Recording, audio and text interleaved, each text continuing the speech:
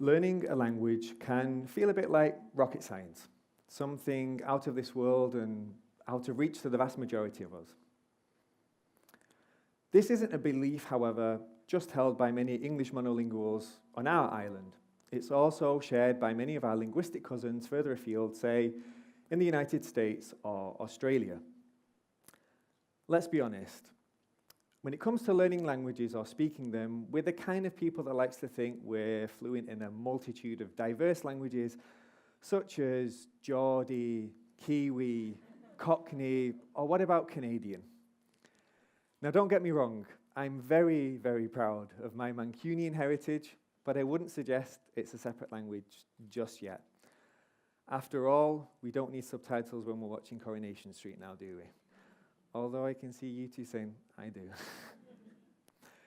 Yet, despite this, if you were to cross the channel, or say you're feeling slightly more adventurous, cross the Severn Estuary into Wales, there you would find that speaking another language or being bilingual is simply a reality. Yet there and further afield, many are still convinced of the fact that this is a long, challenging, somewhat painful, and dare I say daunting task. Now, in this room of 100 people, I'd guess that at least 15 other languages are spoken besides English. In fact, the last census of 2011 revealed that a staggering 22% of Londoners, that's 22%, 1 in 4 almost, speak another language at home apart from English. I myself, even as a Mancunian, speak approximately 20 languages, and of those, around half fluently. And the question I get asked by people the most is, why? Well, the answer, for me at least, is rather simple. I'm convinced that learning languages, any language per se, is actually easy. And I want to show you how. As a linguist, a polyglot, and a lecturer, I know what it entails to learn and study a language. And one of the biggest obstacles we're faced when learning are myths. And I genuinely believe that we have to debunk them. Now, in order to remember these more effectively, I came up with the nice and friendly sounding acronym DIE. Which, funnily enough, if you write it out, not pronounced, but if you write it out, it's one of the words for the in German. Myth number 1. Learning a language is simply too difficult. I will never be able to speak another language quite like the language I was born with. Technically, you're not born with a language. All of us here could have ended up with, say, Japanese as our first language. We were simply surrounded or immersed in the language, generally from a very early age. Now, there are people, however, out there, many of them in fact, that started to learn a language, a second or maybe even a third, much later on in life. And guess what? They're now completely fluent in this language or these other languages, even perhaps more so than in their so-called mother tongue. Why is this? Because there is no cut-off date by which you have to have learnt another language. Think about how many people you know that say, oh, my kids are doing French at school, I really want them to become fluent, but I can't, no way, it's impossible. I should have simply paid more attention when I was at school. Well, studies reveal that whilst children generally are much faster at picking up a new language than people older than them, it's actually us, breathe a sigh of relief, it's us, the adults, that are more effective at learning them. Why is this? Because we have the experience of learning. We know how to learn already. Myth number 2. Languages are simply irrelevant. I don't need to learn another language at all. And as we unfortunately hear quite a lot, I was going to do it in a Cockney accent, but I won't do it. I'll spare myself the embarrassment of doing it. Languages, everyone speaks English anyway.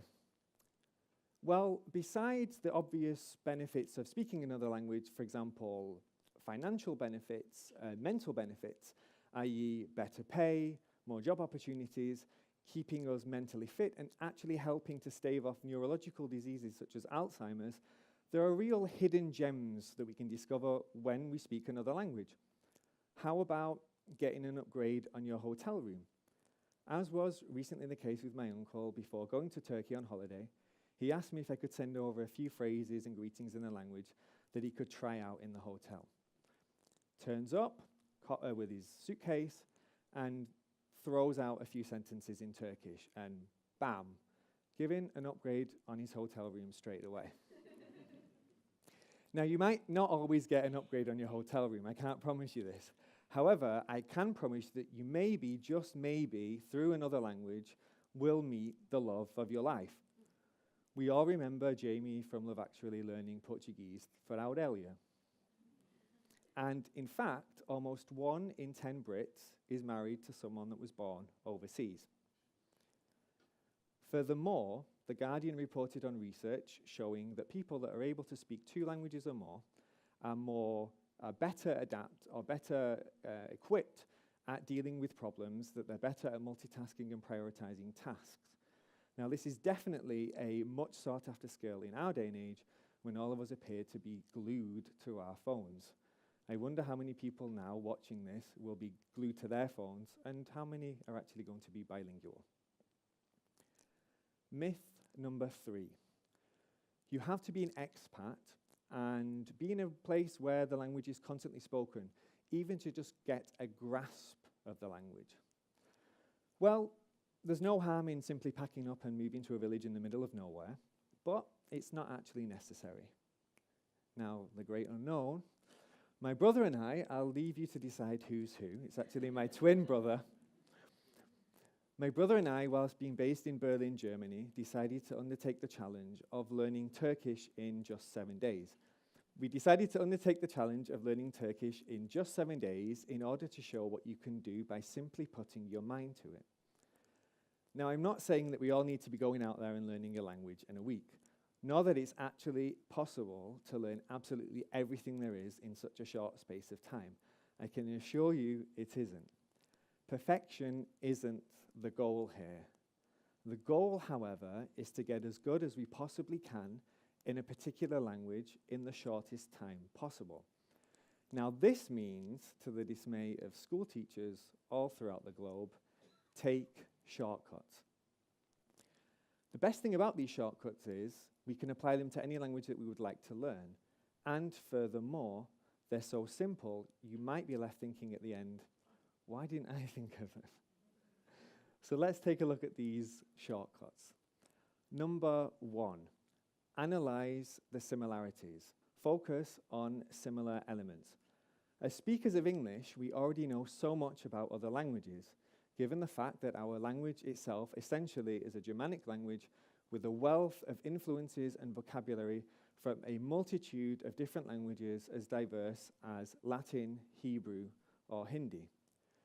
Doing this will help develop patterns in the language and also will help us to guess the meaning and formation of words and things that we don't yet know. As we see in this slide, for example, we can see how closely related English is to fellow other Germanic languages and even to languages that are, in this case, Romance languages, despite the fact that English is a Germanic language, essentially. Shortcut number 2, keep it simple. At first sight, you might think that you're learning a language that doesn't have that much in common with our own. But by focusing on easy elements, we will be able to learn it much quickly because every language has easy elements to it. Some languages only have 2 or 3 tenses. So for example, you will end up saying I had, and there's one form for I have had, and I had had. And I am is also can be I will be and I would be.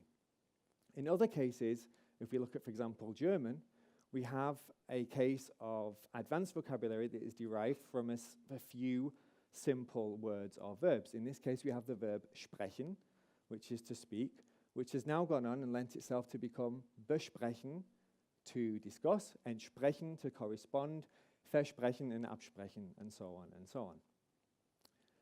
Shortcut number 3, keep it relevant. Especially at the beginning of our process, we need to make sure that it's relevant to us. Not everyone is learning German in order to discuss business with colleagues in Berlin. Think about this. As speakers of English, we don't know every single word in the Oxford English Dictionary, so why should we fret about remembering every single word we encounter in the new language? We simply have to make it relevant to our own specific situation right now. Now, when it comes to learning a language, perhaps the most crucial element is time. And by time, I don't mean years upon years of endless learning, as some people still like to think. How long does it take to learn a language? How about if I were to tell you that 30 minutes per day are a great and effective start? Now, 30 minutes, these are minutes that we all have, be it 10 in the morning, 10 in the afternoon, 10 in the evening, or 30 minutes in simply one go. On the way to work, to university, to school, out in the evening meeting friends whilst on the train or bus. We all have these minutes that we can commit to learn. Furthermore, by learning for smaller periods and at regular intervals, we won't feel so overwhelmed by the language.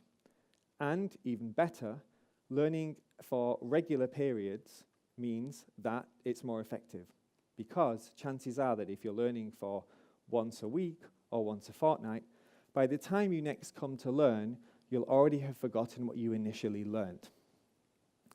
The goal, therefore, is to fit language learning into our daily routines and not the other way around.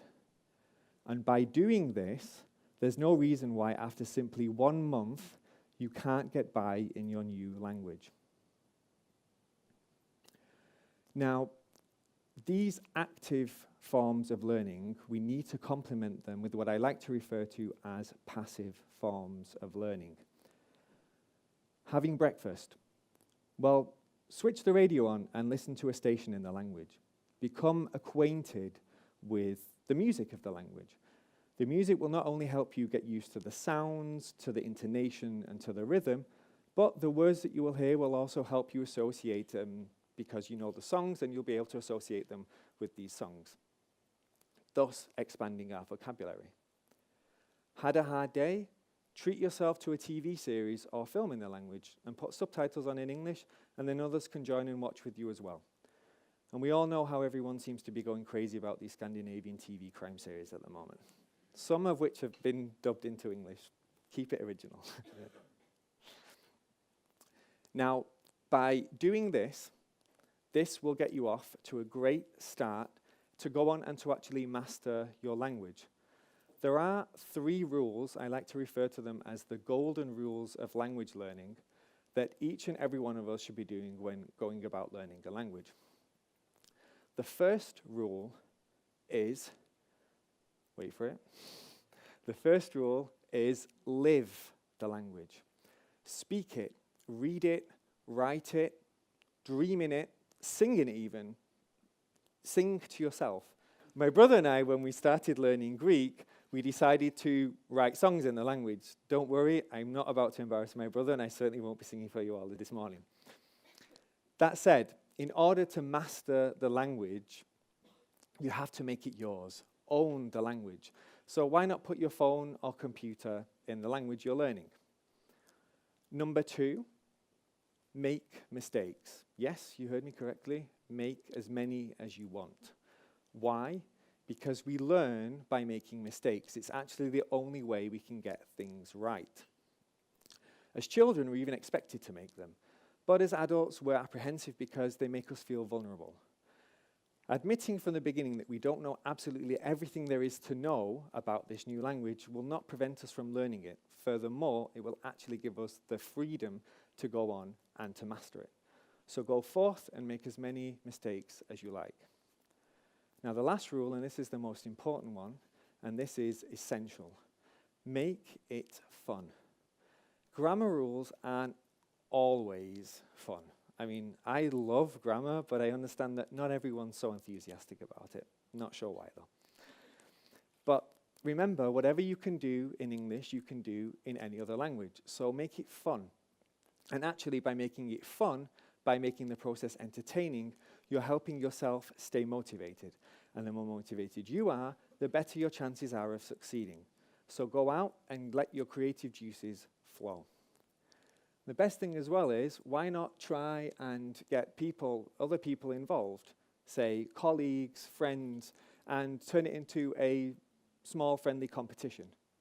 Actually, studies show that if you get a friendly competition going, that your chances of succeeding are much better and they enhance your performance. Languages are often perceived to be the great unknown. We like to think of them as something unfamiliar, yet we know so much about them because all human languages have their own peculiar yet beautiful ways of expressing ideas, concepts, and reality, even if we're not aware of it at first. By now delving into the unknown and realizing the familiar, we will be able to master one of the most fulfilling, rewarding, and efficient skills we possess as humans: human communication. And who could resist wanting to learn a language with these linguistic pearls? First one would be, as we say in French, ayez les dents longues, which is be ambitious. It literally means, however, have long teeth. Mine aren't that long. And I'd like to wish you all in Italian, in bocca al lupo, which is good luck, but literally means into the mouth of the wolf. And finally, as we say in Ukrainian, skilki mov ty znaєш, stільки разів ти людина, which means the more languages you know, the more people you are. Enjoy learning a new language.